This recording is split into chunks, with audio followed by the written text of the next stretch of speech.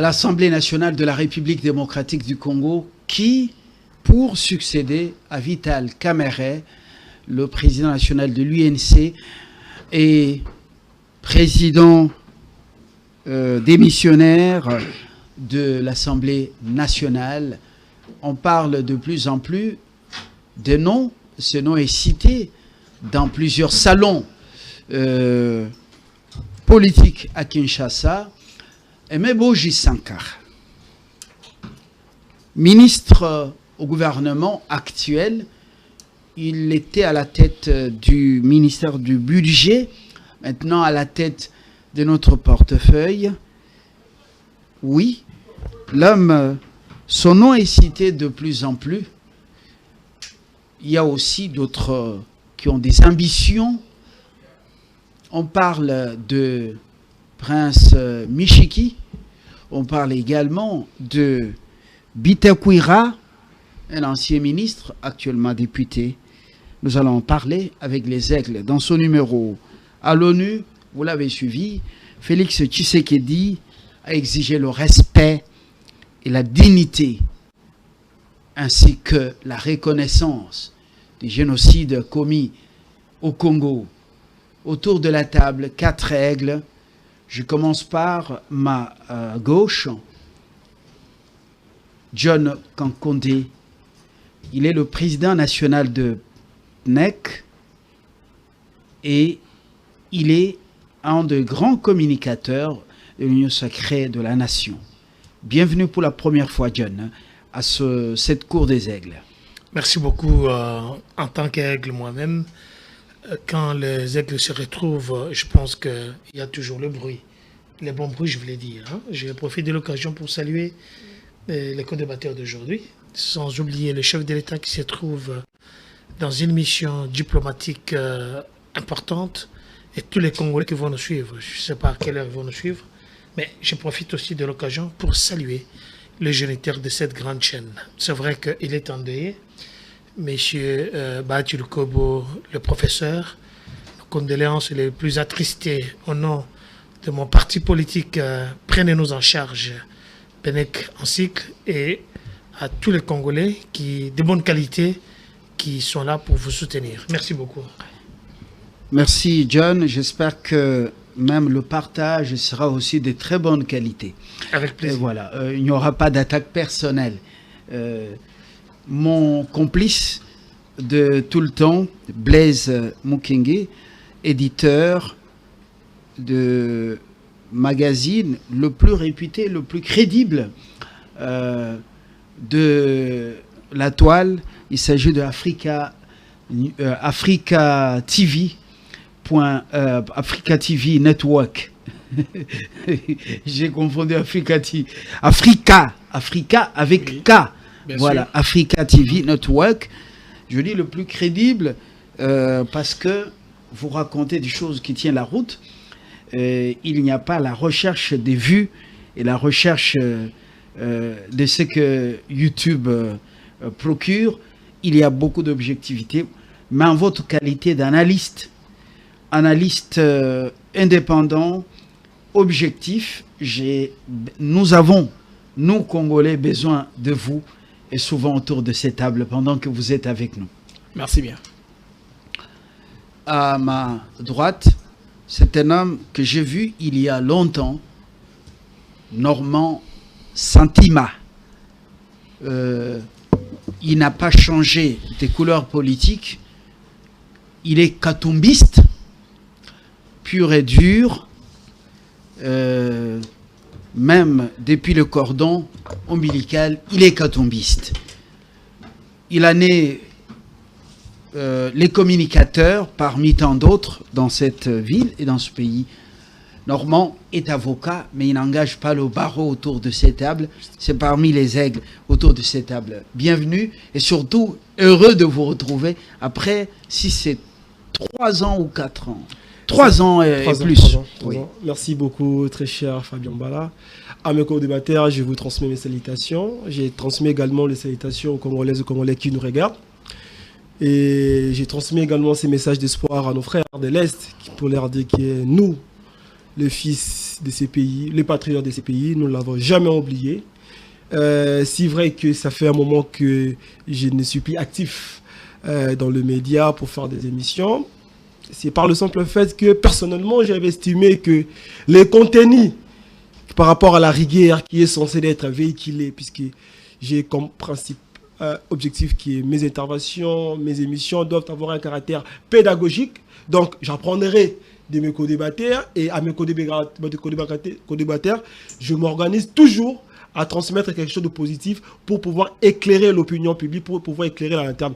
Mais malheureusement, comme tu as évoqué par rapport à mon frère, l'analyste, patron, Monsieur Blaise, au jour d'aujourd'hui, nous sommes en train de vivre une sorte de communication qui est dépourvue du contenu, du message, c'est du sensationnel. Et cette façon de faire des théâtralisations à la télé, pour moi, étant scientifique de mon état, je commence à m'estimer mal à l'aise. C'est à ce titre parfois que je m'organise à être un peu loin des débats qui ne traduisent pas vraiment le regard politique. Mais quand j'ai reçu votre invitation, connaissant votre rigueur, je n'ai pas hésité une minute. Je me suis organisé d'être là pour partager avec tous mes co-débatteurs. J'espère que nous allons parler la République. Merci Normand. On parle République, on parle Congo.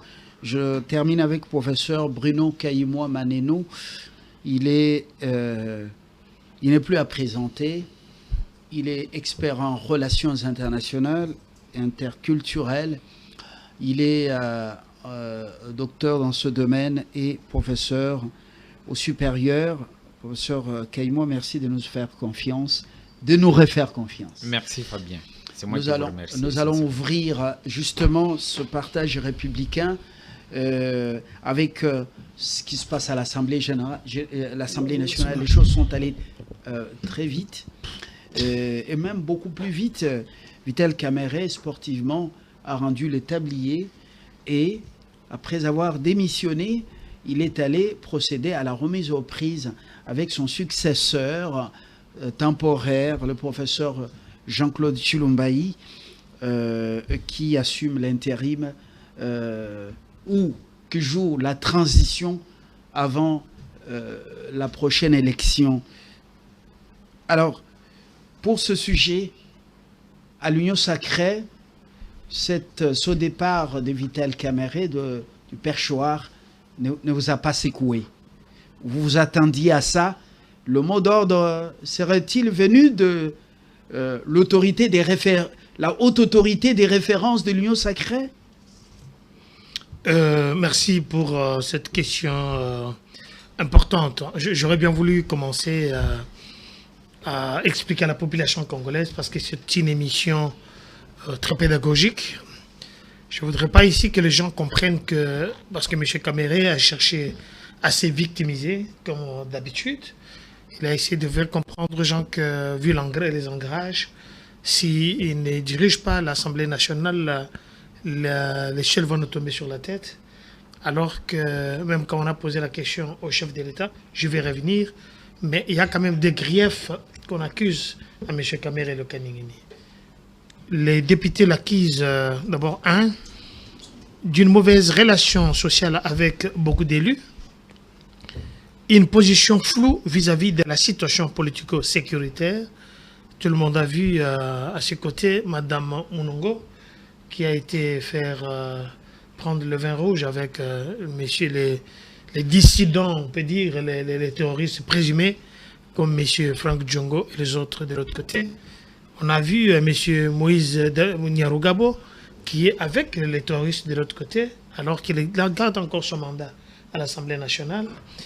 Troisièmement, on l'accuse de manque de sens élevé d'écoute. Et quatrièmement, c'est vouloir se transformer en maître d'école donneur de leçons lors de débats. Cinquièmement, c'est tendance à vouloir humilier les députés à chaque prise de parole lors des plénières. Rappelez-vous ce qui s'est passé avec l'honorable Mabindi Kolobor, et qui s'était offusqué à un certain moment parce que son nom a été vraiment déformé par l'honorable Vital Kamerhe, le président.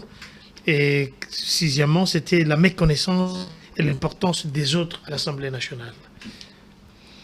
Cette pétition a été engagée Un offre de soulagement, la procédure est en cours pour pouvoir le remplacer. Il nous revient, selon la dernière information, on est monté sur ce plateau ce vendredi, que 2 membres du bureau Caméré, 3 plutôt, seraient déjà sauvés, notamment la questeur, donc le rapporteur Jacques Njoli, la questeur Chimène Poli et Chimène Lunda, et on parle aussi de la questeur adjointe. Si ma mémoire n'est pas rebelle ou si mon oreille était vraiment attentive, pourquoi sauver les 3 des 5? Mounongo Inamizi avait déjà démissionné.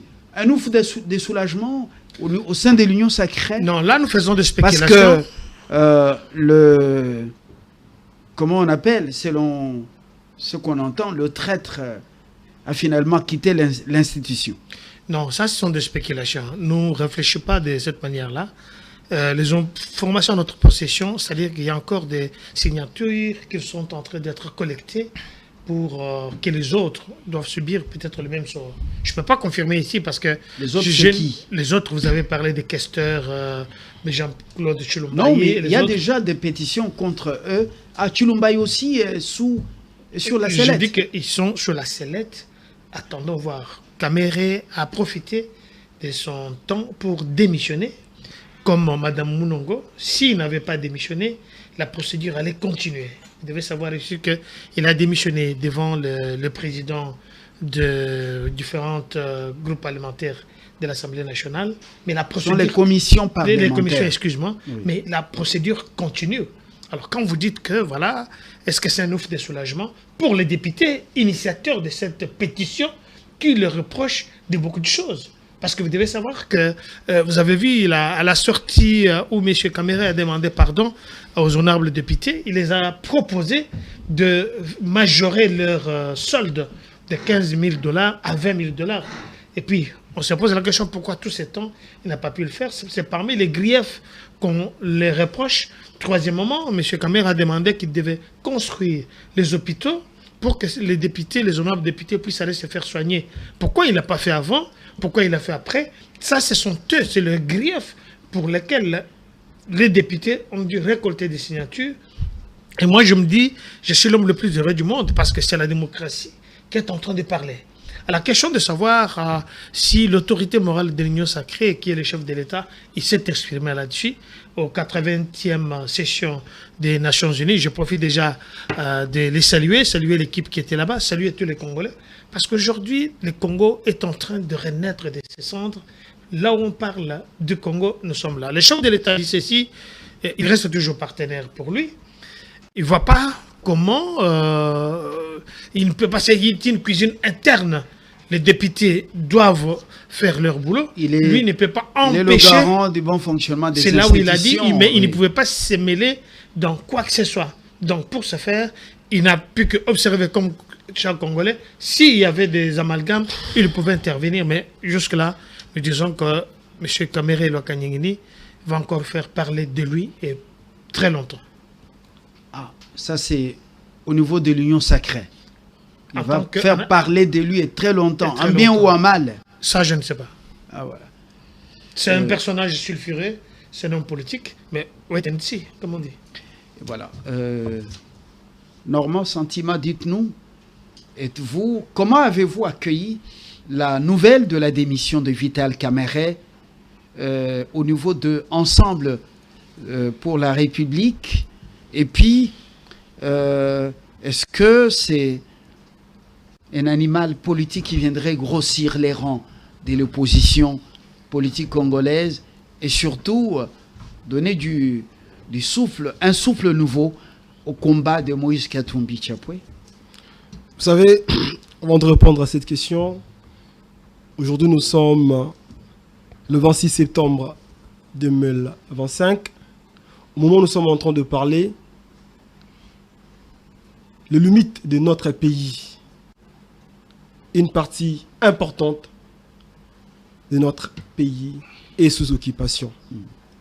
La logique pour nous, Ensemble là pour la République, on aurait bien voulu que le débat relatif, comment rétablir l'autorité de l'État sur l'ensemble du territoire national, comment faire de sorte que nos frères et sœurs qui sont en train de vivre des situations chaotiques, continues, qui semblent aujourd'hui se considérer comme étant les délaissés de la République, être pris en charge par les personnes dont, qu'on le veuille ou pas, par rapport à leur fonction, ils sont dotés d'un mandat de peuple qui traduit l'émanation de la population congolaise, du peuple congolais. Et donc, si aujourd'hui, par rapport à mon frère ici, mon co-débatteur, qui est le président du parti Prenons-nous en charge, hein?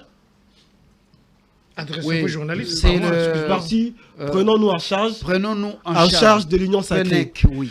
En évoquant les multiples raisons qui ont fait que les députés nationaux puissent prendre l'option de demander à M. Kamer et à autres députés de sa composition de pouvoir démissionner ou de quitter. Malheureusement pour moi, je n'ai pas attendu les questions qui touchent au quotidien des Congolais. J'ai plutôt attendu des déclarations de position purement égoïstes. Et je pose la question de savoir si la sacralité de cette Assemblée nationale est et reste toujours l'émanation de la pensée des populations congolaises ou des peuples congolais. Nous tous ici présents, je voudrais les dire et mettre tout le monde en confiance. Ce qui se fait, ce qui est en train de se faire à l'Assemblée nationale, cela n'engage pas le peuple congolais. Cela est purement la volonté des groupes de personnes égoïstes qui ne pensent qu'à leur situation, qui veulent monter de 15 000 à 20 000, qui veulent avoir encore de véhicules palissades de nouveau, qui veulent encore voir leurs conditions de vie être améliorées au détriment pendant que nous avons le sujet important qui nous dérange. Nous avons l'Est de la République aujourd'hui qui est mitigé. Nous avons l'Est de la République aujourd'hui dont l'autorité de l'État n'existe plus. Eh bien, le député qui devait avoir cette même rigueur, cette même vivacité, de pouvoir poser des vrais débats sociétals pour voir comment nous pourrons entamer, comment on pourrait avoir des stratégies pour que l'autorité de l'État soit établie. Et voilà les députés qui s'est organisé, M. Fabien, avec beaucoup de regrets, a entamé une démarche antipatriotique. Posons-nous la question d'aujourd'hui. Bukavu, Goma, occupé. Et les députés nationaux, la préoccupation majeure, c'est l'amélioration de leurs conditions de vie. Vous me permettrez, je vais m'exprimer en lingala. Banamboka boko talangai boy bayete ke bayi dans l'Assemblée nationale. Et à nous de nous prendre en charge pour défendre notre pays. Et voilà. Professeur Kaïmoa, vous avez suivi qu'Ensemble estime que c'est un non-événement.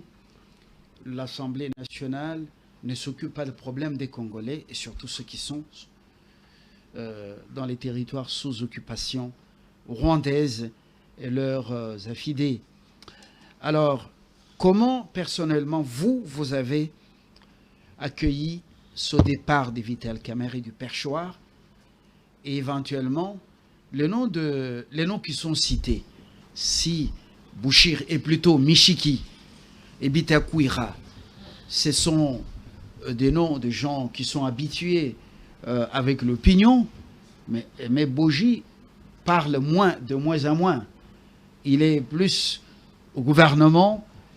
Et on sait que le poste revient au Grand Kivu. Et à votre humble avis, le choix, si réellement c'est celui du président Tshisekedi, est-il un choix judicieux? Est-ce que ce n'est pas opposé Aimé Boji, qui a des relations très profondes avec Vital Kamerhe, relations familiales, il faut se limiter à ce niveau pour dire l'essentiel. J'ai utilisé des formules beaucoup plus amadouées. Oui, merci Fabien pour m'avoir associé à ce débat. Sincèrement, c'est un débat qui a lieu dans un moment aussi important de nos sociétés parce que vous savez, la peur de la balkanisation de ce pays que nous avons toujours eu, n'eût été les changements positifs, les changements qui a lieu aux États-Unis, le fait que Trump soit là, peut-être que la situation allait s'accélérer. Permettez-moi de rappeler les faits. Lorsque la République démocratique du Congo accède à son indépendance, il y avait un plan pour balkaniser le pays. Le secrétaire général adjoint, celui qui venait après Dagar McJord, il avait appelé ça les défis congolais. Donc lui ne voyait même pas que le Congo allait tenir pendant 2 ans sans être divisé. Il y a un secrétaire général qui était mort pour avoir accepté que ce pays maintiennent ses frontières actuelles. Donc, c'est juste à partir de l'indépendance que le plan de diviser ces pays avait vu jour. Je vais quitter les années 60 pour venir très rapidement vers les années 80 et je vais me focaliser sur le Grand Kivu. Donc, je vois le Nord Kivu, le Sud Kivu et les Maniema. Je vais rappeler un fait important. Pourquoi c'est le Kivu dans la politique de Mobutu qui était la première province qui était découpée? Les gens oublient ces faits. Le Kivu était découpé pour une raison. Il y a les Rwandais qui étaient, donc la plupart des Rwandais qui avaient des problèmes au Rwanda, ils avaient l'habitude de venir occuper la partie est, donc le nord et le sud Kivu. Et il y avait une politique pour imposer au président Mobutu d'accepter ces réfugiés rwandais qui venaient, parce que le plan américain était déjà en marche. On était en train de préparer un coup contre la République démocratique du Congo. Mais il y a quelque chose qui était arrivé. À cette époque-là, à l'époque du père, il y avait Kitima bin Ramazani qui était très proche de Mobutu. Il y avait Kisanga Kabongelo. Ces deux ressortissants du Maniema s'étaient rendus compte que quand les Rwandais venaient à l'est, au nord et au sud Kivu, parce qu'il y avait cette grande province, les gens du sud Kivu et du nord Kivu avaient l'habitude de prendre ces Rwandais et de les renvoyer au Maniema. Avec le découpage, ils s'étaient rendus compte que c'était une opportunité pour couper court à ces problèmes.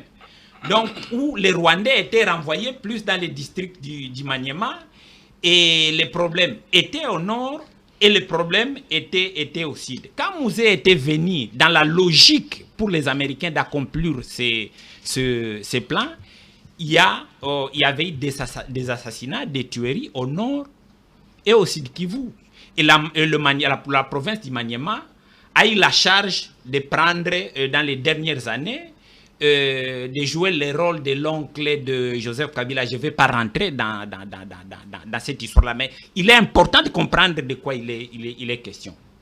Quand Mouziro était assassiné à Bukavu, moi j'étais étudiant, je venais de commencer mes études à l'université catholique de Bukavu.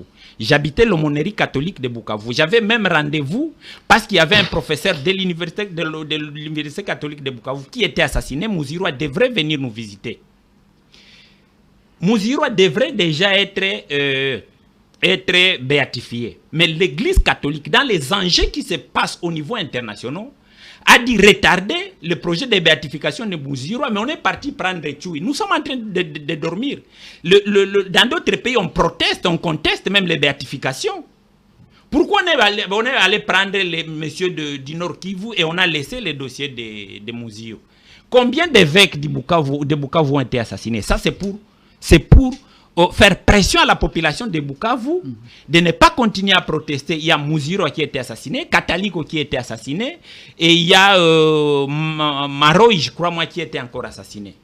Combien de grands leaders du Nord Kivu ont été assassinés? Donc on a fait pression sur le Nord et le Sud Kivu. Et si vous voyez les politiciens, la plupart des politiciens du Nord aujourd'hui, le Sud Kivu, à mon avis, semble être une province qui est en train de décrocher.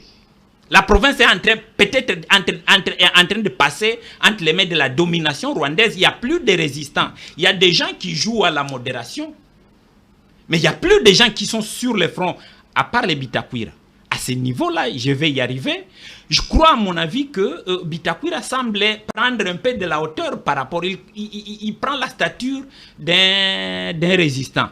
Dans les Nord Kivu, nous avons les groupes de l'autre qui était le gouverneur Paluku Kaongia, il semble résister avec la population du Sud Kivu. Et là, je vais arriver sur la question de la candidature. C'est vrai que le poste de l'Assemblée nationale appartient au Grand Kivu. Et à mon avis, il faut le donner stratégiquement, donner ce poste, mais à une personne qui comprend les enjeux, pas à n'importe qui. Kamere comprenait les enjeux, mais le problème de Kamere, c'est qu'il y a des moments où il joue pour ses propres intérêts. Il peut sacrifier à la fois l'intérêt de la région ou l'intérêt du pays. Et Meboji, il est proche de Kamere. Mais c'est une personne qui a grandi à l'étranger. Il ne maîtrise pas trop les enjeux. J'ai même peur, il ne fait même pas partie parmi les gens qui sont modérés. Lui, il fait partie, à mon avis, ça c'est mon avis personnel, je ne le vois pas prendre la hauteur des enjeux qu'il y a à l'Est. Donc, si on me demandait, moi, de donner mon point de vue, ces postes, soit on devrait lui donner à Paluku Kaongia, soit on devrait lui donner à Bitakura, parce qu'ils ont de la hauteur, ils comprennent les enjeux, et ils sont en mesure de dire non aux Rwandais. Parce que, Fabien, que vous le vouliez ou pas, quand on est président de l'Assemblée nationale, il y a des contacts qui se prennent avec le Rwanda. Est-ce que Aimé Boji sera à la hauteur? C'est ça la peur que moi je. Parce que la plupart des autorités du Sud Kivu ont été neutralisées. Et d'autres, je vois même le professeur Bahati, il prend une position de la modération. C'est pas une personne qui a trop peur, mais c'est pas une personne qui est aussi sur la première ligne.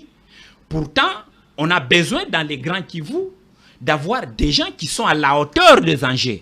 Et il faut mettre à la tête de l'Assemblée nationale une personne à la hauteur des enjeux. Déjà au Sénat, on a une personne qui ne parle pas trop. Mais il ne faut pas qu'on nous mette Meboji qui ne parle pas aussi trop au niveau de l'Assemblée nationale. Ça sera neutralisé un peu. Quand il était au Sénat, président de cette chambre, mais c'est un homme, au-delà de sa sagesse, qui a toujours pris position ouvertement contre l'agresseur. Et vous connaissez, c'est parmi les plus grandes victimes de cette barbarie rwandaise, avec le pillage les pillages de ce qu'il a investi sur place par sa sueur, la cimenterie de Katana et également la ferme, la ferme qui s'occupe de la transformation, forme des transformations des tomates à Kisheke.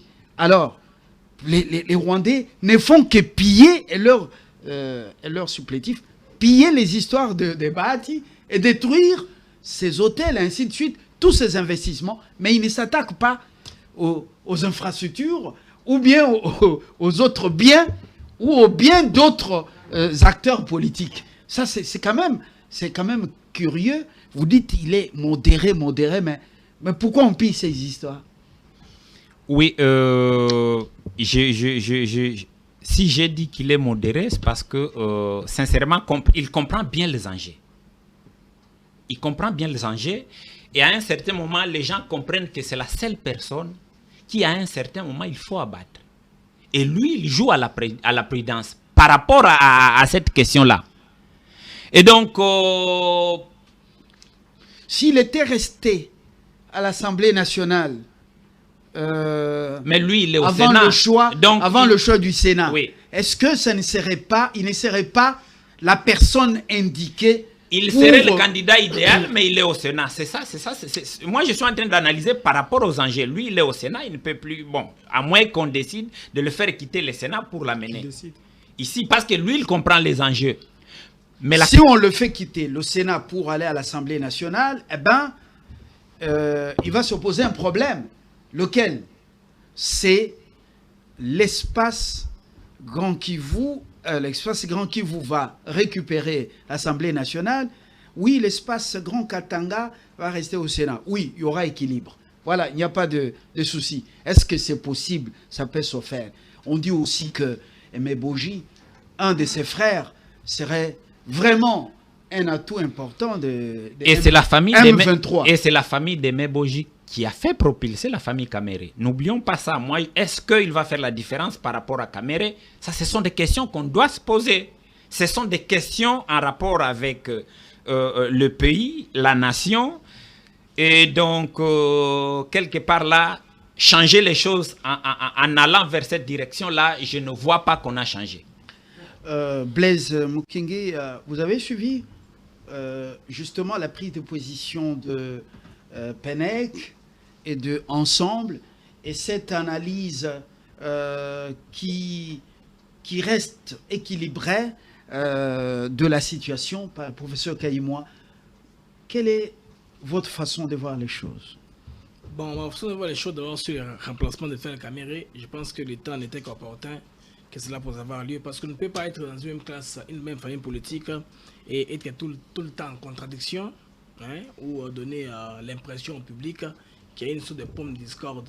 C'est-à-dire que le président de la République et Vital Kamerhe, qui est le président de l'Assemblée nationale, deuxième personnalité du pays, ne sont pas dans la même odeur de sainteté. Ça, c'était pas très bien pour les ennemis du pays, qui pouvaient profiter de ces fissures-là, n'est-ce pas, pour trouver où entrer. Je pense qu'il était grand temps d'harmoniser les choses. Et d'ailleurs, le chef de l'État, il a un mot qu'il a répété au niveau de New York, mot d'ordre. C'est vrai que lorsqu'il y a eu la réunion inter-institutionnelle, un mot d'ordre fut donné. Alors, ces mots d'ordre-là, je pense que Vital Kamerhe, dans la difficulté d'appliquer ces mots d'ordre-là, je pense qu'il a sauté par lui-même. Bon, il y a deux mots-clés, deux phrases clés que je voudrais ici revenir sur ce que le chef de l'État a dit au niveau de New York. Il a dit cuisine interne. Ça, il dit qu'il n'a rien à voir avec ça. Des deux, il a dit quoi? Il a dit je ne suis pas dedans sur la démarche qui est purement parlementaire. Je n'ai rien à voir avec ça. Vous voyez, il a lavé les mains qui ressortent. Mais bon, est-ce que ce n'est pas un langage politique quand on sait que après les primaires, ils étaient au nombre de 3, Bahati Lukwebo, Vital Kamerhe et Christophe Mbosso. Eh bien, à l'issue de ces primaires, Vital Kamerhe a été reçu par le président de la République, son allié. Avant même l'élection du bureau, il l'a salué. Et les médias officiels a laissé, comment on peut dire, le live, nous le disons souvent dans les jargons, lorsqu'on fait le montage d'un reportage, ils ont laissé le live sciemment. Et le président saluant Vital Kamerhe de manière chaleureuse, il a dit « Monsieur le Président de l'Assemblée nationale ». Là, les députés n'avaient pas encore élu. Autrement, Félix Tshisekedi avait imposé son allié à la tête de... Bon, vous allez me dire, violation de la Constitution, la proximité qui a... Il avait... Mais ça pouvait paraître quoi? Comment on dit? Une petite blague, une sorte d'humour. Oui. Mais il a dit, Monsieur le Président de l'Assemblée nationale, avant le vote, est-ce que un homme qui a... Et vous voyez, le mot d'ordre a été suivi. Ou on peut dire cet humour a été suivi de plus près parce que c'est l'autorité, la haute autorité des référents de l'Union sacrée. Est-ce que Félix Tshisekedi ne s'est pas débarrassé d'un allié encombrant qui cherche à faire chavirer le navire? Il a fait intelligemment en prenant les distances. Quand vous dites je n'ai rien à voir avec ça, vous comprenez? C'est une procédure interne au Parlement. C'est qu'il n'y a pas lieu que Vital Kamerhe puisse prouver pour se garder une dent contre Tshisekedi parce que ça ne vient pas de lui. Je pense qu'il a répondu à la question de Christian Sakwenou. Si je ne me trompe pas, clairement. Il a dit je n'ai rien à voir avec ça. Vous voyez? C'est une procédure purement interne au Parlement. Ce que vous ne devez pas oublier, c'est la proximité légendaire, je veux dire, entre Tshisekedi et Kamerhe. Ils sont venus ensemble de Nairobi, n'est-ce pas? Ils ont créé Cash Cap pour le changement. Ils s'étaient promis l'un et l'autre. Hein? Moi, j'ai toujours dit qu'ils ont placé la charrue avant les bœufs. Quand je suis président, toi, tu seras Premier ministre sans connaître d'abord la majorité parlementaire. Il fallait que la majorité parlementaire soit là pour que se décide finalement quel poste prendre. Vous savez quelle confusion il y avait quand le président Félix Tshisekedi a prêté serment. On ne savait pas où placer Kamerhe. Finalement, il s'est retrouvé dans le cabinet. Vous savez ce qu'il y a eu. Bon, comme c'était un membre important avec son poids parlementaire, il a pesé dans la balance, il est devenu ministre de l'économie. Vous voyez? Alors, cette proximité-là avait toujours lieu. avait toujours sa raison, c'est pas moi d'être, était toujours considéré par les chefs de l'État. C'est ainsi que les mots d'ordre de voter pour Vital Kamerhe à l'Assemblée nationale furent respectés. Ça sont des jeux de coulisses politiques, parce que l'UDP c'est la première force politique du pays, bien sûr, avec sa mosaïque, hein, au niveau du Parlement, ce sont eux qui ont porté Kamerhe. Kamerhe a des membres, je pense moins de 50 députés à l'Assemblée nationale. C'est l'UDP, c'est sa mosaïque, et l'UNC, sa mosaïque, qui a fait que Vital Kamerhe soit à ce poste-là. Maintenant, le débarras, pour moi, je dirais que c'est un bon débarras pour Félix Tshisekedi. Parce que les gens ont crié, hein, est-ce qu'il n'y a pas moyen de les sauver, il n'y a pas moyen d'intervenir. On a pris l'exemple du cas Moutamba, où on a vu Moutamba aller dans toutes les procédures possibles sans aucune intervention de Tshisekedi. Tshisekedi n'a pas été vu dans le cas Moutamba. Ce qui fait aussi pour Kamerhe, il ne pouvait pas intervenir. Il va seulement laisser la procédure aller jusqu'au bout. Moi, je me rappelle, je pense, lors de la dernière émission, on avait conseillé à Vital Kamerhe de prendre la hauteur de démissionner. Mais on a tenté une manœuvre de dernière minute pour rester sur le poste. Vous vous rappelez, il y a des photos qu'on a vues ici qui ont circulé où le secrétaire général de l'UNC, Billy Kambale, est allé voir Augustin Kabouya, notamment à la veille, n'est-ce pas, de la démission de Kamerhe. C'est que Kamerhe tenait encore à rester à ce poste-là. Vous voyez? C'est pourquoi il a dû mener cette démarche-là. Il y a eu l'histoire là de signatures irrégulières, de signatures de députés qui n'existent pas. Tout ça pour faire quoi? Pour invalider la démarche, pour rester. Mais tout cela n'a pas marché. Alors l'homme a tiré toutes les conséquences. Il a démissionné. C'est dans ce sens-là, moi je pense que Kamerhe est parti pour Félix Tshisekedi. C'était un bon débarras sans casse, sans Est-ce que sans dents de l'UNC. Aimé Boji a une assise dans le Grand Kivu? Est-ce que c'est l'homme de la situation compte tenu des relations qu'il a avec Vital Kamerhe et compte tenu de ce qu'il était avec Vital Kamerhe, et voilà, est-ce que ce n'est pas déshabiller Saint-Pierre pour habiller Saint-Paul? Bon, je vais dire, c'est pas moi directement ce que vous souhaitez de dire. Vous parlez de la relation entre Aimé Boji et Kamerhe, et on dit que Kamerhe serait beau-frère de Boji, n'est-ce pas? Mais la Boji, déclaration n'étant plus là, Kamerhe marie une autre femme. On veut peut-être exploiter la frustration familiale. C'est de ça que vous voulez parler. Les Noko sont nés de cette union. Je ne sais pas. Les Noko sont nés de cette union. Et il n'y a pas totalement coupure ou rupture. Il y a les enfants qui sont non, là, mais les enfants sont là. Ils appellent papa, ils appellent tonton ou oncle Muyombe. Hein? C'est Muyomba ou bien Muyombe? Muyomba. Ah voilà. Sans pour autant entrer dans leur configuration familiale, moi j'irai avec l'analyse du prof. Le prof vous a dit que les deux qui sont un peu appropriés, il faudrait penser à Julien Paluku et Justin Bitakwira, parce que les deux là étant en maîtrisant le dossier, hein, ils peuvent créer de l'équilibre connaissant la hauteur des enjeux du Kivu. Mais Bitakwira, voilà. Vous pensez que Bitakwira et Paluku peuvent être des pions importants durant ce mandat, le reste du mandat de Félix Tshisekedi, et par rapport aux enjeux actuels? Merci Fabien. John. Je crois que notre ami de l'ensemble a essayé de nous faire peur ici, avec ces larmes de crocodile, mais je vais revenir.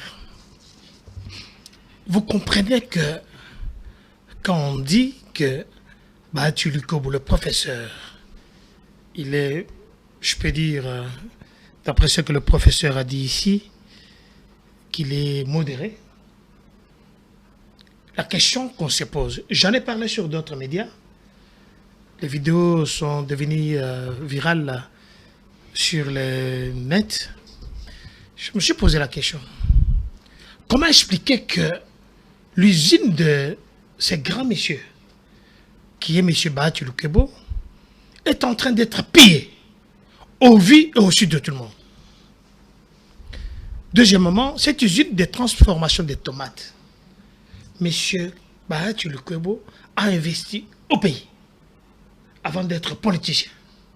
C'est-à-dire qu'il veut le bien-être de sa population. La question que je me pose, Baïti Lukubu ne paye pas sa loyauté envers le chef de l'État. Suivez mon regard. Comment expliquer l'autre là? Il a aussi les biens dans le même contrée. On n'a jamais touché à ces biens. Comment les hôtels de Baïti Lukubu, on va piller, prendre même des carreaux? Est-ce qu'on amène tous ces usines au Rwanda directement? Les usines, je parle bien de cette usine-là, qui a été dépiécée, amenée directement au Rwanda. Alors que les biens de l'autre là, dont on est en train de parler, l'autre là, ses biens sont protégés. Alors on se pose la question. Monsieur Baïti Lukubu est en train de payer sa loyauté envers le chef de l'État. Comment je le sais? Monsieur Blaise, quelqu'un annonce la prise de l'aéroport de Kavumu. Quelque temps après, comme s'il était devenu le porte-parole du gouvernement. Quelque temps après, c'est l'aéroport de Kavumu à Bukavu qui est tombé. Il ne va pas me contredire, monsieur le professeur. Oui. Quelques jours avant, on nous annonce 318 morts à Moba. La même personne qui nous annonce 318 morts à Moba, on le voit circuler normalement et qu'il a été même contredit par le général porte-parole du gouverneur, de l'armée. Troisième moment, la même personne nous annonce la chute de Bukavu et de Goma. Si je suis en contradiction, le professeur va me contredire. Mais qui y ont occupé Goma ou bien Bukavu? Nous voyons les membres de l'ensemble à côté de ces gens-là. Alors on se pose la question, on se moque de qui? Donc vous faites partie d'un groupe terroriste qui tue, qui crée la désolation. Et on vient ici nous dire non, voilà, ça sont des larmes de crocodile. Alors que le géniteur de l'ensemble, il a des députés à l'Assemblée nationale. Quel est leur boulot? Le travail des députés, c'est quoi? Est-ce qu'ils ont fait une motion pour dire on continue à tuer? Voilà, on ne peut pas continuer comme ça. Est-ce que ces gens, ces députés de l'ensemble, je me rappelle ici, le sénateur, comment il s'appelle, Salomon Kalonda, et il dit, est-ce qu'il a fait une motion pour dire on continue à tuer là-bas? Ou bien ils sont avec ceux qui tuent? Parce que si je me rappelle ici la déclaration de monsieur l'ancien Mayele, le général Mayele, il a dit, si les voleurs continuent à voler, ou bien à continuer à créer la désolation, c'est-à-dire que dans la désolation, il y a aussi les policiers qui sont là-bas. Voilà. Je posais la question, permettez, les autres ont pris beaucoup de temps, vous les avez relancés, permettez, ce que j'ai dit c'est important. Mais quand on demande les palissades, qui demande les palissades? C'est-à-dire que si le député demande les palissades, il y a aussi le député de l'ensemble pour la République qui demande aussi ça. Qui est devenu politicien ici, bon voilà, la sécurité, les gens tuent là-bas, les gens font ça. Alors qu'aujourd'hui, le FARDC est en puissance. Est en train de monter en puissance parce qu'aujourd'hui, que ce soit sur le plan diplomatique, parce que j'ai vu d'autres autorités morales, de d'autres partis politiques, on ne cite pas les noms, dans les coulisses aux États-Unis d'Amérique, aller demander que non, Trump ne peut pas faire ça. Heureusement, ils ont été chassés. Revenons aux choses sérieuses. Vous parlez de M. Bitakwira, de M. Boji et des autres, mais n'oublions pas que M. Biden n'a pas encore dit son dernier mot. Biden, nous parlons ici de M. Mbosso. Parce que quand nous parlons de choses, elles sont de réfléchir. Est-ce que Mbosso peut retourner là à la place? Et c'est le mécanisme qui peut permettre que M. Biden, M. Mbosso puisse rentrer à cette place-là. Vous l'appelez Biden. Biden est malade. Il est sous le poids de l'âge aux États-Unis. Nous parlons de Bitakwira. Nous parlons de quoi? On a parlé de quoi? Bitakwira. On a parlé de Julien Paluku et les autres. Mais écoutez, les contextes Prince Michiki. Prince Michiki, voilà. Il y a aussi à boire et à manger dans ces personnages-là. Je ne vais pas les attaquer ici. C'est légitime. Hein? Je dis que c'est légitime. Si quelqu'un veut accéder à un poste important, on le laisse finir.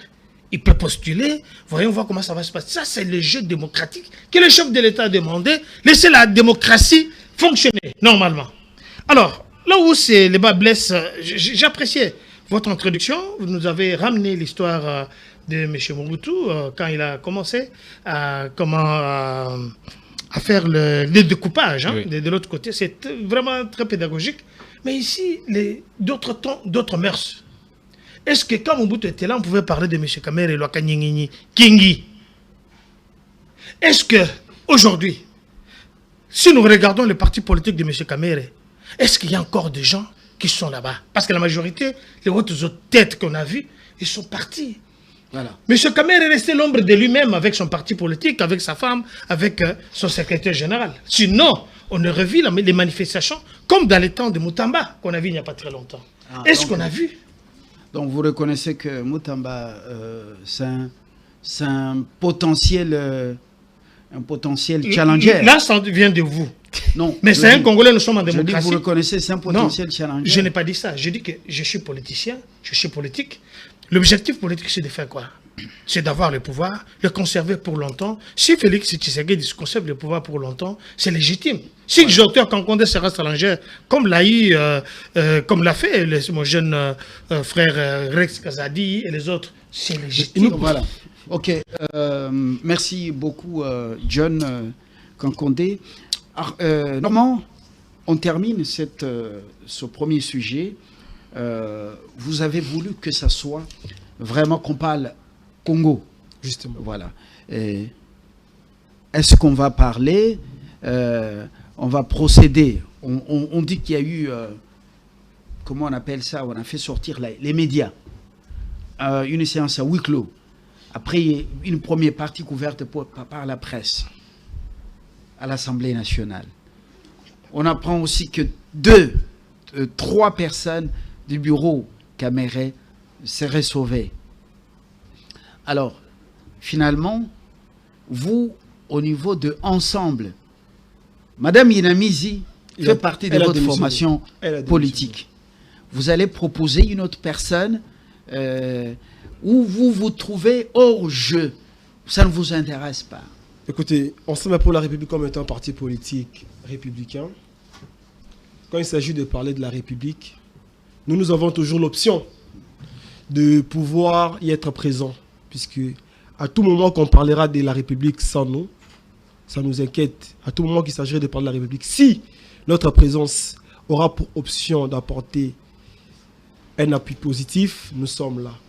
Et si vous s'avérait que Madame Yinamizi Dominique Munongo, princesse de Bayeke, s'est retrouvée au sein de ce bureau, si elle avait la logique des règlements d'ordre intérieur de l'Assemblée nationale, où l'opposition, proprement dite, est appelée à pouvoir occuper un poste afin d'être l'œil de l'opposition dans les institutions, dans un bureau définitif de l'Assemblée nationale et ou du Sénat. Malheureusement, ce qui n'a pas été le cas avec l'honorable sénateur Salomon Idi Kalonda, que je transmets mes salutations. Et donc, Ensemble pour la République, à ces moments, par le biais de notre secrétaire général Dieudonné Bolingue Tengue, tuera toutes les conséquences, il donnera sa position. Mais s'il faudrait évoquer les débats qui aujourd'hui nous sommes en train de discuter, comme je l'ai dit tantôt, qu'on est en train de s'organiser par M. de Penec, un parti politique qui transmet une pensée positive pour le bien-être des Congolais par rapport au débat actuel, mais qui, avec beaucoup de facilité, nous parle de Rex Kazadi comme s'il s'agissait d'un saint. Pour son information, il faut lui rappeler que Rex Kazadi, il s'est identifié comme étant membre de l'AFC M23. Il faut lui rappeler ça, que prochainement, quand il s'agit d'évoquer des personnes comme étant de saints, Rex Kazadi n'est pas un saint. Ensemble pour la République, comme étant une formation politique, a de membres. S'il s'avère qu'un membre, en dehors de la vision du parti politique, entame une démarche dont le parti ne le soutient pas, comme également s'il y a eu de membres de l'Union sacrée, qui ont été des candidats députés de l'Union sacrée avec le fusil de chef de l'État, qui aujourd'hui se retrouvent avec Nanga et les autres, c'est là, nous devons maintenant dire qu'il s'agit de l'émanation de l'Union sacrée. Vous comprendrez que, au-delà de partenir dans une famille politique, l'homme reste avant tout un homme indépendant.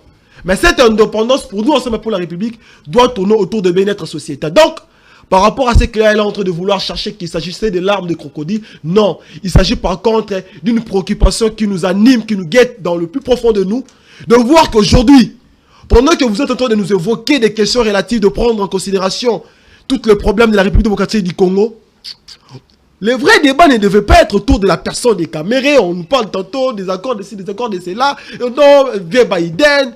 J'ai entendu citer le nom du professeur Batulu Kwebo, mon aîné Bitakure que j'apprécie beaucoup, monsieur le ministre Julien Paloukou. C'est pas ça le vrai débat, c'est pas le débat des Camérés. Le débat c'est comment rétablir l'autorité de l'État. Le débat c'est comment garantir la sécurité des Congolais. C'est ça le débat qui devait animer l'Union sacrée.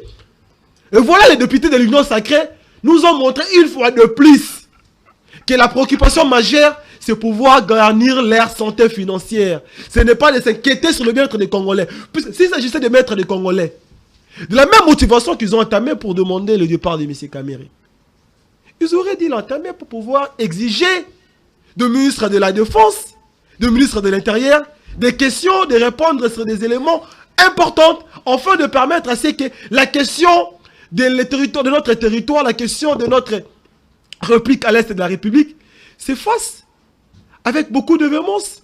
Que nos voyants Ouazalendo, qui au jour d'aujourd'hui semblait parfois être trahi par rapport à la politique de l'Union sacrée, puisque en constatant avec ce genre de débats, permettez-moi de dire, les débats qui antipatriotiques, qui ne traduisent pas l'appartenance de notre pays par rapport aux enjeux de l'ère, non, c'est pour la République, nous l'avions constaté. Et nous le disons simplement que la préoccupation majeure des députés de l'Union sacrée, ce n'est pas de pouvoir répondre aux lettres des Congolais. Pour chuter, vous me permettez.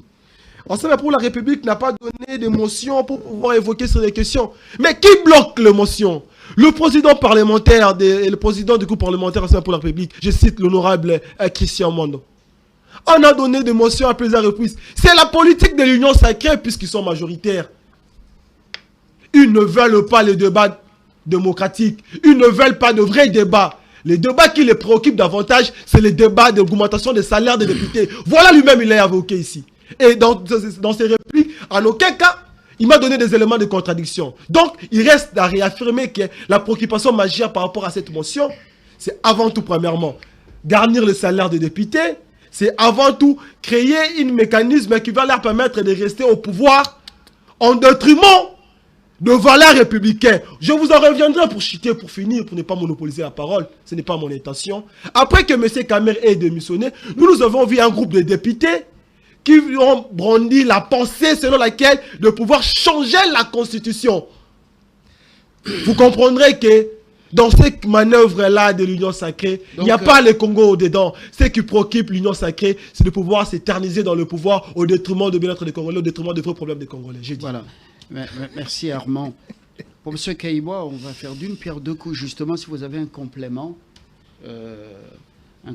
d'argument en termes par rapport au premier sujet, vous allez le faire. Mais on se rend à New York. Félix Tshisekedi exige le respect, la dignité et la reconnaissance du génocide. Cette fois-ci, l'homme est vraiment incisif. A-t-il découvert réellement l'hypocrisie de la communauté internationale? Quand vous vous souvenez que Trump avait dit il a mis fin à la guerre de plus de 30 ans. Mais sur le terrain, la guerre continue. Et deuxièmement, il pointe un doigt accusateur à l'ONU. Il dit c'est l'ONU qui est l'attente, la lenteur, l'inaction de l'ONU. Nous l'avons suivi. Professeur Kaïmo. Oui, merci Fabien. Permettez-moi de revenir juste pendant quelques minutes dans la première question pour insister sur le fait de dire le président de l'Assemblée, ce n'est pas n'importe qui. Donc c'est pourquoi moi, cet enjeu, la nouvelle personne qui doit venir occuper la présidence, ça doit être une personne qui doit apporter une contribution de taille par rapport surtout aux enjeux de l'Est. Et donc, connaissant les contextes politiques de notre pays, on a dit que ce poste appartient au Grand Kivu. J'aurais souhaité vraiment que les gens y pensent à fond pour remettre cette responsabilité à une personne qui maîtrise bien les enjeux. À un certain moment, je ne sais pas juger le président de la République. Parce qu'il y a certaines décisions, quand il prend, il sait pourquoi il a pris. Donc, il a dit, si lui, il estime, si par exemple Meboji reçoit l'aval du président de la République, je dirais qu'il y a quelque chose d'important qui est connu. Donc, il y a des choses qu'on ne peut pas dire sur la place le plateau par rapport à cette question. Mais l'enjeu qu'on est en train de faire là me rappelle les études que j'avais fait un master de mobilité où nous, on était partis en Italie pour étudier la mafia italienne. On est venu à Bilbao pour étudier le terrorisme basque.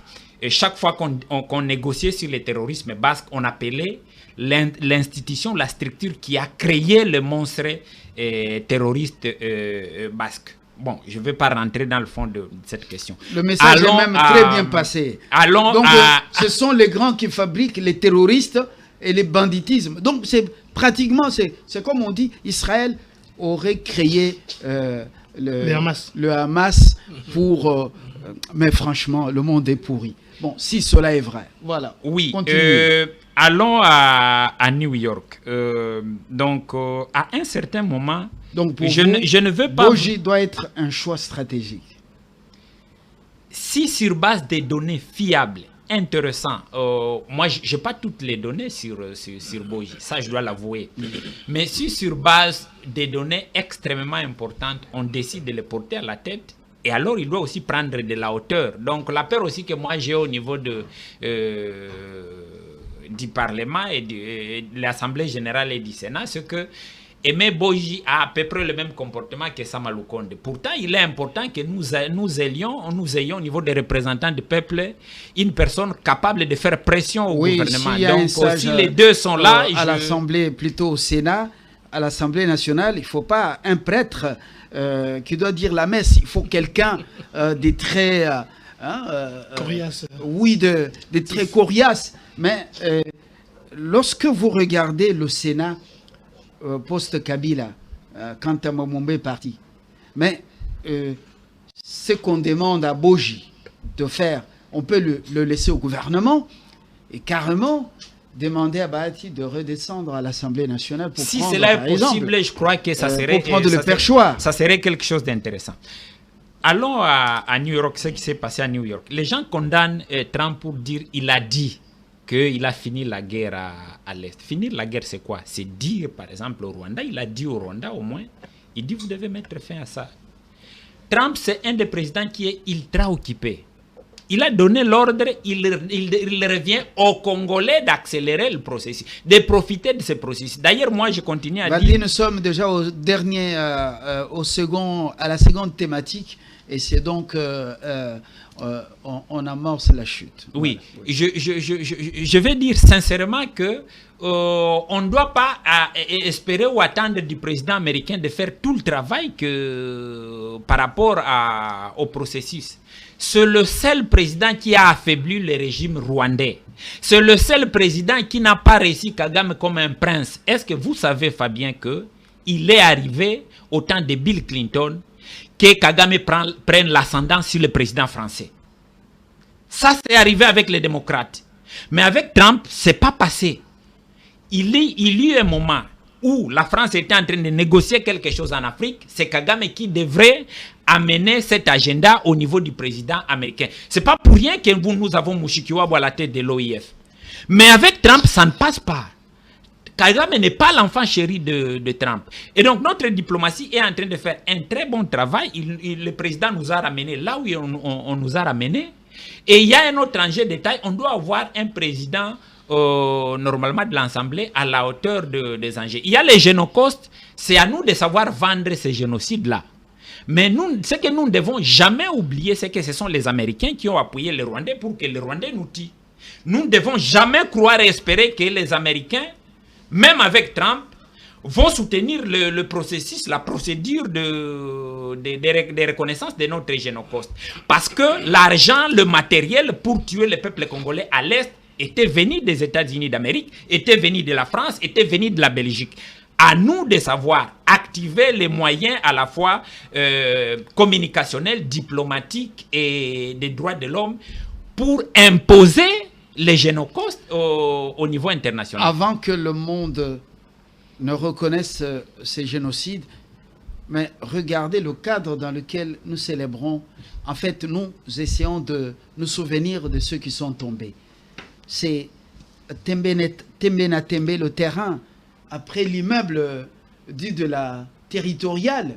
Et puis, avant d'arriver à la police, vous voyez l'endroit trop exigu, étroit.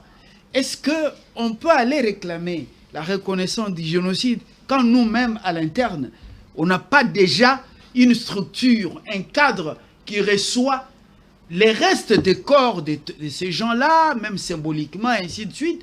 On n'en fait pas un grand événement. Ça devient l'affaire seulement de Félix Tshisekedi et une élite, une certaine élite, et nous, par moments, les gens de la presse. Alors... Et ce qu'il ne faut jamais faire, vous êtes dans le média, Fabien, c'est d'oser laisser le gouvernement congolais aller demander de l'aide internationale pour construire le mémorial de notre génocide. Ça, il y a des gens qui ne comprennent pas certains enjeux qui peuvent arriver jusqu'à ce niveau-là où la coopération internationale, qu'elle nous vienne de France, de Belgique, c'est pas moi, des États-Unis ou de n'importe quel pays, qu'elle construise le mémorial pour nous. Voilà. Il revient à nous de savoir nous prendre en charge. Voilà. Merci pour ce qu'il y a eu moi. Blaise, tu sais qu'il exige le respect. Il exige la dignité et la reconnaissance du génocide. Bon, mais quand vous regardez les discours à l'ONU, il est vrai que notre représentation diplomatique, mission diplomatique auprès de l'ONU, a organisé un événement gigantesque et les grands médias américains ont posé des questions au président Tshisekedi, Fox News, CNN et New York Times, NBC également. Mais quand vous regardez les discours à Manhattan, après les discours, tout le monde rentre chez lui. Mais lui exige le respect, la dignité, la reconnaissance. Macron vient, il réitère, Bandal c'est Paris. Bon, mais avant, il a parlé de ce rendez-vous à Paris, un sommet humanitaire ou une conférence humanitaire. Cette distraction encore qui vient de la France, un appui détail des Kagame. Est-ce que ça vaut encore la peine? Oui, ça vaut la peine. Je commence par la dernière question. Vous dites que Macron est un appui détail de Kagame. Bon, dans les relations internationales, il n'y a pas d'amitié, il n'y a pas d'état d'âme, pas d'amour. Ce sont les intérêts qui comptent. Actuellement, là, quand on parle là, les Rwandais est en train de mourir au Mozambique pour les Français, pour Total. Vous comprenez? C'est pourquoi en retour, les oligarques français poussent Macron à soutenir Kagame. Il doit les ménager coûte que coûte. C'est la relation qu'il y a là-bas. Il n'y a pas d'amour, il n'y a pas de préférence. C'est une question d'intérêt, point barre. Les Français, leur intérêt est protégé par les Rwandais. C'est quoi cette relation-là? Il y a la dynamique internationale qui fait que la phrase qui m'intéresse, c'est quand Trump a dit « Nous allons investir en RDC, nous aurons des droits miniers, nous allons avoir une coopération normale et nous travaillons sur les corridors de l'Obito pour avoir moins de dépendance, n'est-ce pas, du corridor de Dar es Salaam qui est utilisé par la Chine. » Alors, cela me dit quoi maintenant? Les États-Unis ayant préféré cette fois-ci équilibrer, n'est-ce pas, là où ils vont avoir les matières premières ou les avoirs de la Chine, moi ça m'a confiance que quelque part les Congolais vont se retrouver. Parce que beaucoup de Congolais, le scepticisme commence quand on nous dit par exemple dans le cas dans le cas du mécanisme d'intégration économique, que les Rwandais aussi vont profiter de quelque chose si le Congo décolle. Il y a des Congolais qui sont mécontents de ça, pensant que parce que les Rwandais ont commis des crimes chez nous, si jamais il y a un chemin de fer qui passe par les Rwandais, on ne va pas travailler, on va se fâcher. Non. Dans le monde d'affaires, les choses ne marchent pas comme ça. Pour moi, aussi longtemps que l'investissement américain va porter une transformation, va porter le développement en RDC, tant mieux, c'est le mieux à faire. Vous vous rappelez de l'époque de la CPGL, CPGL de France, CPGL, Communauté économique des États des Grands Lacs. Voilà, Mobutu, des États du pays des Grands Lacs. À l'époque, c'était la coopération qui était déjà. Nous sommes des pays voisins, nous sommes obligés à coopérer, quel que soit les temps dans lesquels nous sommes en train de courir. Par ce temps-ci, la formule que Tshisekedi a trouvée, c'est celle-là. Parce que ça me remet un peu à l'époque de la sécession katangaise, de Moïse Tshombe. Ces époques sont similaires. Imaginez le Congo à l'indépendance, veut décoller. La Belgique en tête Tshombe. Tshombe fait sécession. Il a régné pendant 3 ans. Qu'est-ce que le Congo a fait pour récupérer le Katanga? Ils ont fait chez les Américains. les Américains ont mis fin à cette sécession-là. Je ne sais pas si vous le savez. Ce sont les Américains qui ont dit plus jamais. Alors, c'est parce que le même mécanisme que c'est en train d'utiliser aujourd'hui pour chercher à restaurer l'intégrité territoriale. Je suis beaucoup de débats dans beaucoup de plateformes panafricaines où des non-congolais perçoivent même correctement la question congolaise. Ils comprennent les enjeux mieux que nous autres Congolais. Nous sommes un peu dans les détails qui ne sont pas intéressants. Je sais qu'ici à New York, en disant cela, je suis très sûr qu'il interpelle le monde et met le monde devant la responsabilité. Regarde quelle position nous avons eue aujourd'hui dans le Conseil des Nations. Nous sommes vice-présidents de l'Assemblée générale qui est là-bas. Nous allons siéger. A présidé jeudi donc la plénière ou le débat. C'est elle-même qui a invité les chefs d'État, dont l'Ukrainien, à prendre la parole à la tribune. Voilà. L'Ukrainien, des rois, tout ça. Oui. C'est là important dans le terme de sortie. Et le roi d'Espagne. Alors, il y a aussi les rôles que nous allons assumer comme non-membres permanents du Conseil de sécurité. Avec une présidence tournante d'1 mois, 30 jours justement, voilà. 1 mois comme président du Conseil de sécurité de l'ONU. C'est que nous serons consultés c'est que nous fûmes pendant la crise du Golfe, lorsque on prenait les décisions contre Saddam Hussein qui avait envahi le Koweït. Oui. Nous étions également à la présidence tournante d'un mois. Pour enchérir votre exemple, c'est là où on a eu ce qu'on appelle le don du Koweït. Toutes ces ambulances que vous voyez, les Land Cruiser, là, c'est parce qu'on a eu... Et l'avenue du 24 novembre a été construite à partir de Rond-Point Moulard jusqu'à l'UPN, grâce au fonds koweïtien. C'était suite à ce rôle qu'on avait joué. Voilà, comme maintenant on sera permanent au Conseil de sécurité, c'est très important. 2026, c'est 25-26. 2026-2027. Non, 2026-2027. Voilà. On est membre non permanent du Conseil de sécurité. Nous serons là quand même. Ce qui fait que vous savez que la France est notre porte-plume. C'est-à-dire que c'est la France qui rédige les résolutions pour nous. Je ne sais pas si vous savez ça. La France est porte-plume de beaucoup de pays, porte-voix pour l'Europe. C'est si nous voulons, nous, n'est-ce pas, professeur, nous voulons suggérer une résolution, ça passe par la France, n'est-ce pas? C'est la France qui doit rédiger et soumettre. Maintenant, on met ça au vote, n'est-ce pas? C'est ça que cela veut dire. Maintenant, du fait que nous serons là, dans ces conseils, ces sillages-là, ça va nous aider aussi à faire suivre nos questions. Nos questions ne seront pas traitées en précipitation.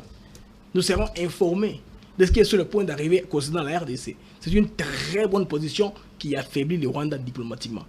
Donc l'isolement diplomatique du Rwanda va aider la RDC à rebondir. Voilà. Alors les marches que Tshisekedi amène à New York vont son pesant d'or en tout cas.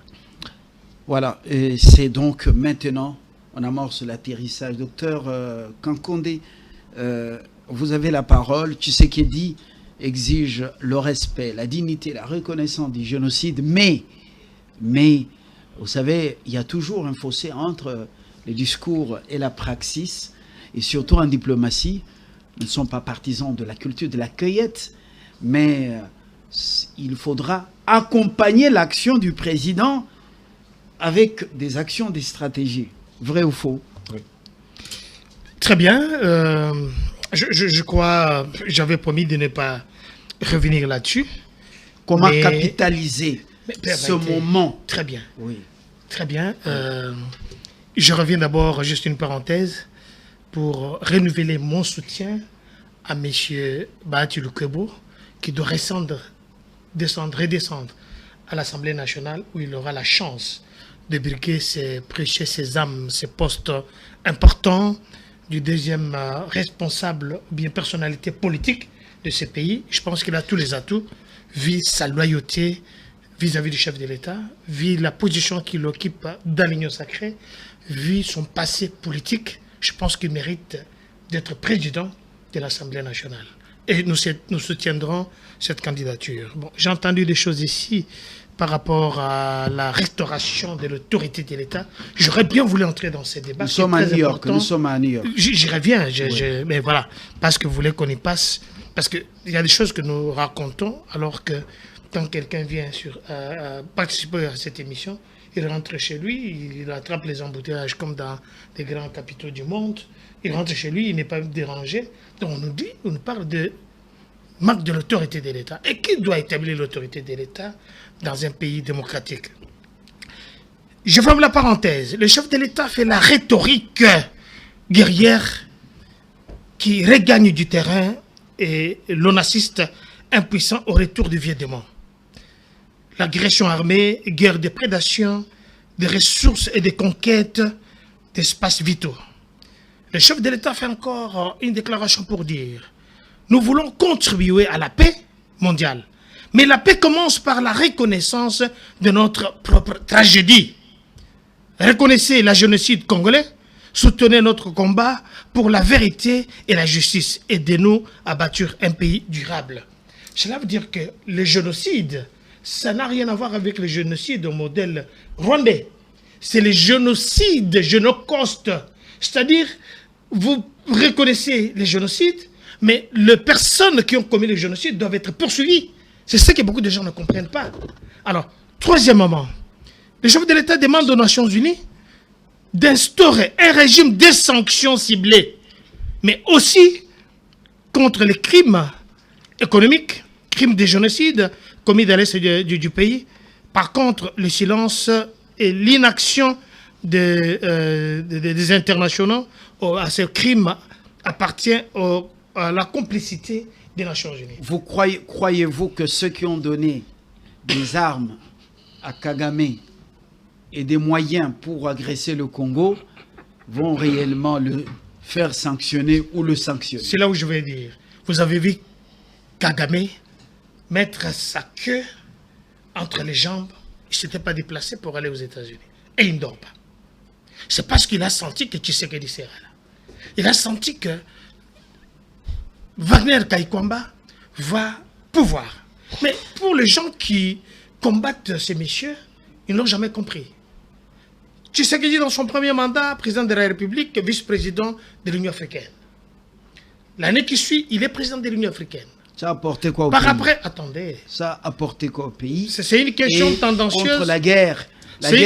La guerre qui nous est imposée. C'est une question tendancieuse. Quand on a vu les pieuvres qui étaient dans les cercles même du pouvoir, la majorité ont pris fuite. Aujourd'hui, ils réclament même les passeports. Alors qu'on les a fait venir dans ces pays, un homme libre. C'est ce qui m'étonne. Pourquoi ne pas reconnaître l'homme à son parti? Il est devenu président de la CAC. Il est devenu vice-président du Conseil de sécurité des Nations Unies. Vous verrez qu'il s'est dit partout. Non, c'est vice-président de l'Assemblée générale, la 80e. Effectivement. Voilà, c'est un poste stratégique parce qu'avant, on pouvait nous associer à un autre pays pour faire passer, entendre notre voix. Aujourd'hui, quand vous parlez de Thérèse Kaikwamba, Wagner, assise, introduisant le président Zelensky. C'est le Congo qui gagne. Ce n'est pas les Congolais de mauvaise qualité. Et là, ça nous permet que la diplomatie, au niveau où on l'a amené, ça puisse produire de fruits. Ça puisse dire à tous ces gens-là, mais quand vous voyez M. Kagame ne se déplace pas pour venir, ça vous dit quoi? Qu'est-ce qu'il a avancé comme raison? Parce qu'il avait peur. Il s'est dit, mais avec ce monsieur, je ne sais pas où est-ce qu'il est prend. La personne qu'on a parlé... Son porte-parole. Mais écoutez, ça c'est une question tendancieuse, je suis politique, oui. Et ce que je vous dis, je sais vous l'expliquer. Le monsieur n'a pas pu bouger. On a parlé de ce monsieur incompétent. Voilà. On a parlé de ce monsieur fils à papa, qui n'a pas l'expérience politique. Aujourd'hui, le Congo est sécurisé. Et je vous dis que ce qui est en train d'être fait de l'autre côté des républiques, vous savez, le Congo fait partie de ces conseils diplomatiques mondiaux. Avant que... Il faut que cela aide de retomber sur la sécurité du pays. Je suis en train de parler. Notre ouverture au monde, c'est très important. Il est très important de gagner d'abord sur le plan diplomatique avant de commencer la guerre. Merci. Aujourd'hui, on ne pouvait pas s'imaginer, je vais chuter en douceur, on ne pouvait pas s'imaginer, pour nous qui avons beaucoup voyagé, que la Russie pouvait prendre 2 ans pour attaquer l'Ukraine, arriver jusque-là. Personne ne pouvait comprendre. On a vu comment les Américains ont échoué en Irak. La grande puissance mondiale. c'est mieux de commencer la guerre. Mais faire la guerre avec qui? Où nous voyons les autres faire des aéroports comme un clandestin pour pouvoir faire entrer des matériels. Ça, c'est la sécurité de l'État. Quand les gens vous disent que l'autorité de l'État, mais voilà, on a acheté, les autres ont fui. Merci. Normand, nous allons y revenir. C'est votre dernière prise de parole. Est-ce qu'il y a moyen de faire profiter à notre pays, par rapport aux enjeux de l'heure, cette visibilité diplomatique du Congo? Monsieur Lumbala, vous avez une contribution? Vraiment, j'ai une contribution. J'aimerais apaiser mes co-débatteurs. Nous parlons Congo. Mais ce qui nous différencie très souvent, ce n'est pas la conclusion de ce que nous voudrons. Puisque nous tous, nous souhaitons vivre dans un état démocratique, nous souhaitons vivre dans un état de paix, sécurisé. Mais le grand problème, c'est la méthodologie. Comment y arriver? Entendre parler, monsieur le président d'IPANEC, comme tout communicateur de l'Union sacrée. Analyste politique. Le paricochet du chef de l'État. C'est différent de communicateur simple. Oui, voilà. on y va. C'est toujours les simples éléments. La tendance extériste, l'absence du sérieux, l'attitude quémandaire, et l'absence de la réalité sociétale. Quand j'évoque les tendances extrémistes, monsieur n'est pas ici au pays, ne sait pas que nous tous ici, là, nous ne sommes pas sécurisés. Même ici à Kinshasa. Pas plus tard qu'hier à Bandalou, on avait encore tué. On avait c'est qui? S'il vous plaît, il est en train de... Ceux qui ont tué, ce sont des personnes qui n'ont pas la volonté de vivre en paix. Puisque l'État a pour option de sécuriser tout citoyen congolais. Quand un petit cambiste qui se retrouve dénoncé, volé, puis on tire sur lui, c'est un Congolais qui a perdu la vie. Et c'est l'État dont vous êtes appelé de pouvoir animer ces institutions puisque vous êtes la majorité. Quand je vois que l'absence de sérieux, très souvent l'Union sacrée a tendance à évoquer des débats. Mais en conclusion, à l'interne, nous ne voyons pas. Vous avez évoqué un sujet de principe, une question principale. Nous parlons aujourd'hui, moi je suis parmi les fervents défenseurs de la question relative de la génocide économique de notre pays. Mais la question c'est de savoir qu'est-ce que nous en faisons dans notre pays. Comment nous le vendons ici? Est-ce qu'il y a de vrais débats qui se font dans les écoles pour pouvoir expliquer à nos enfants? Ça devait être le travail du ministre de l'Éducation nationale, du ministre de l'Éducation à la citoyenneté, le ministre de l'Éducation primaire et secondaire. Mais le sujet pareil, essentiel... Curieusement, Madame Malou annonce ses réformes à elle. Ça, c'est notre débat. Elle dit que... sujet. S'il vous plaît, mais parce qu'il en parle. Non, mais... Le génocide, demander la reconnaissance à l'international, c'est très bien. À l'interne. Bravo, le chef de l'État est au front diplomatique pour ce grand... C'est un événement qui ne s'est jamais produit dans le monde avec autant de morts. Mais à l'interne, qu'est-ce qui est fait? C'est vide, il y a un vide. L'école, qu'est-ce que l'école enseigne? C'est toujours... Diego Cao a découvert l'embouchure du fleuve Congo. Diego Cao. Et puis, oui, il est portugais. Hein? Ouais, c'est un portugais. Voilà. On nous a menti. Il a découvert l'embouchure du fleuve Congo. Mais à l'interne, Madame Malou Raïssa nous parle de celui qui va désormais donner cours à l'école primaire. Il doit avoir au-delà d'un diplôme d'État. Mais quelqu'un qui est formé, diplômé en pédagogie générale. Ça suffit. Ça suffit pour qu'ils forment les enfants. Le contenu de ces enseignements, le contenu est le même, avec autant de bêtises. Alors, vous dites, c'est ça les réformes? Non, mais finalement... Monsieur Lumbala, merci de me relancer, merci de me compléter. Mais vous avez tellement tout dit que je vais simplement m'y atteler pour ne pas encore développer ces sujets. C'est l'absence de sérieux. Avant de pouvoir faire comprendre aux gens que nous voudrons sécuriser notre maison, nous devons avoir l'attitude de personnes qui défendent notre territoire. Mais malheureusement, le vrai sujet que nous apportons à l'international, à l'interne, nous ne l'apportons pas. Pour chuter, parce que j'évoquais des éléments, je parlais de l'absence tendance extériste, c'est l'attitude du manque de sérieux, l'attitude quémandaire. Nous sommes en train de chercher à demander. Mais l'argent que nous sommes en train d'aller financer les équipes, pourquoi ne pas les mettre afin que les pareils sujets essentiels, existentiels, identitaires de notre nation? Cette question n'est pas la question de M. le Président Félix Tshisekedi. C'est la question des Congolais. Nous devons en parler de génération en génération. Je vous rappelle, M. le Président de la République, il m'a dit que c'est de son État, c'est incliné devant le mémorial rwandais. Ça avait dérangé. Mais la question que je pose aujourd'hui, si un monsieur X vient au pays, il sera resté où pour pouvoir parler de nos morts? Je préfère pas en parler beaucoup. Ce sujet, je mériterai, sous votre permission, de demander à ce que nous puissions l'approfondir, puisque c'est un sujet qui n'a pas de questions politiques, c'est un sujet identitaire de notre nation. J'ai dit. Professeur Kaymoa, votre conclusion. Oui, je voulais dire par rapport, par exemple, à la question de Jonoko, ce n'est pas seulement une question qui concerne les institutions d'éducation. Les partis politiques, toutes tendances confondues, opposition, majorité, devrait, sans qu'il y ait un mot d'ordre, le président des partis politiques le plus conscient, peu importe leur couleur politique, devrait s'approprier cette question. Ce n'est pas question de Félix-Antoine Tshisekedi, c'est une question de la nation congolaise.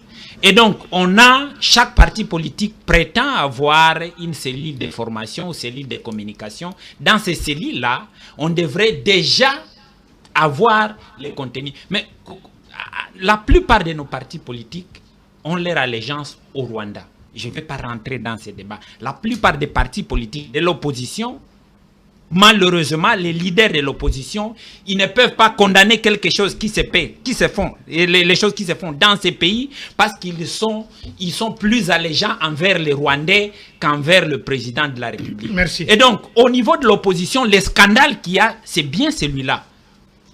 Et donc, à un certain moment, il ne faut pas seulement condamner... Ibrahim et Soros, Georges Soros. Oui, nous savons qui ont été les plans du Rwanda. C'est pas votre temps. Et donc, je voulais dire, au niveau de l'éducation, oui, l'éducation va faire, le système éducatif va faire son travail, mais la politique et les différentes institutions, donc les politiciens doivent aussi intégrer cet aspect. Vous, les journalistes, vous devez aussi vous approprier ces combats-là. Vous, les enseignants, il faut qu'on commence par l'école maternelle. Les institutrices parlent ou enseignent ça aux enfants. Ils montent à l'école primaire. Les enseignants à l'école primaire, monsieur et madame, parlent à leurs élèves, enseignent ça. Et puis, jusqu'à l'université, il y a l'éducation à la citoyenneté qui intègre ces aspects. Le cours à quelle pondération? Peu importe la pondération, ce n'est pas question de la pondération, Fabien. Moi, j'enseigne les services publics à l'INBTP et j'intègre ces notions-là. Le problème, c'est que les politiciens doivent s'en approprier. Ils doivent en faire leur problème. Nous avons des politiciens qui ne sont pas conscients, qui ne cherchent que de l'argent, qui sont derrière les grandes puissances, qui sont financées par les grandes puissances. Ça, c'est dangereux. Dangereux. Oui, on parle de réformes, mais c'est lui qui va apprendre l'histoire de son pays. Le ventre est vide depuis qu'il a quitté la maison de ses parents. Les vraies réformes intègrent aussi l'apprenant. L'enseignant et l'apprenant. L'enseignant a faim. Ce qu'il touche ne lui permet pas de nouer les deux bouts du mois.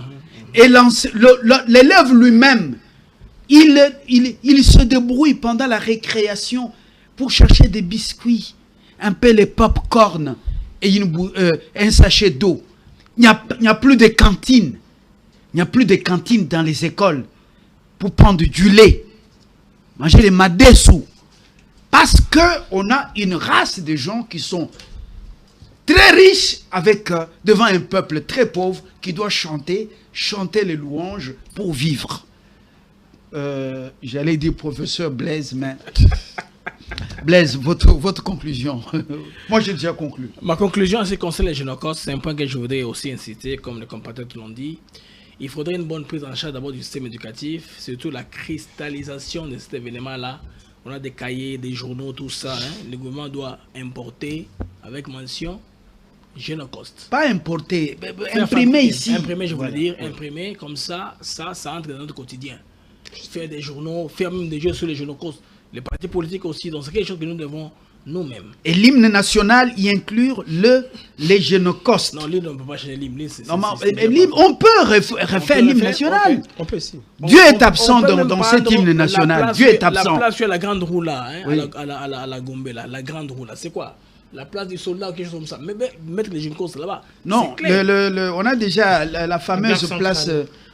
des évolués. C'est la place des évolués. C'est devenu la très- place du du génocostes. Voilà, Ça, c'est très bravo. public, c'est très public. Il faudrait faire ça, cristalliser ça, que nos enfants fassent des visites guidées de l'école à tout moment. Chaque Par école, exemple, les enfants le vont stade là, il devient le stade du génocoste ou des victimes du génocoste. Génocoste. Quand les joueurs jouent là-bas contre d'autres nations, dans leur tête, dans leur mental, nos pères, nos mères, nos frères et sœurs sont morts massacrés. Ici, nous les défendons, par exemple. C'est comme le stade des martyrs. Les stades des martyrs. Il y a des Non, martyrs là, Mobutu les avait tués là-bas. C'est pourquoi vous voyez, il y a des problèmes. Ok, Malgré ouais. vos comités de recherche, on est toujours malmenés dans ce stade-là. Hein? Mon point final est qu'il faudrait qu'on prenne des choses au sérieux, qu'il y ait une très bonne prise en charge du système éducatif. Regardez l'exemple que le gouvernement a fait ici dans quelques semaines. 4 ministres ont mis des mesures en place, un comité économique de crise et les dollars en train de chuter. C'est quand on est sérieux, on se met au sérieux, on peut bien travailler. On peut faire des bonnes choses. Les dollars sont en train de chuter, vous savez? Oui. C'est parce que les gens ont mis Une des mesures. appréciation légère, mais qui doit avoir des retombées sur les prix C'est là des biens c'est progressif. et services. C'est progressif, c'est progressif. Oui. Si ça perdure, finalement, les fruits finiront par tomber. Et voilà. Je parle de dernier. Vous aviez commencé, on avait commencé avec Ah, mais il vous. fallait me dire. Alors, il y a aussi cette affaire, ces gens qui se débrouillent. Il y a une police là au niveau de, si c'est Mbata, au niveau de Royal. Vous prenez les motos. Le président n'a pas dit de prendre les motos de jeunes gens. Et obliger le port des casques pour les clients et pour les conducteurs. Vous prenez les motos, vous les entassez, même au niveau de Camp Lufungula. C'est là qu'on met les motos de jeunes gens. Pour acheter une moto, c'est 1350 ou bien 1250 $. Vous prenez et vous revendez. Quand vous les arrêtez, vous prenez 200 000 francs. Ils payent 200 000 francs. Et ces 200 000 francs, vous mettez en poche. Ça n'entre même pas dans les caisses de l'État. Pas de quittance. Hein? Ce qu'on Pas appelle de facture. les frais... De remorquage. non, non, on appelle ça... Fourrière. Non, non, non domanial. Hein? Domanial, non? Donc, Administratif. l'amende transactionnelle. Frais administratifs. Mettez l'argent dans les caisses. Et puis après, vous aurez des malédictions quand vous prenez les motos de ces enfants, vous les vendez.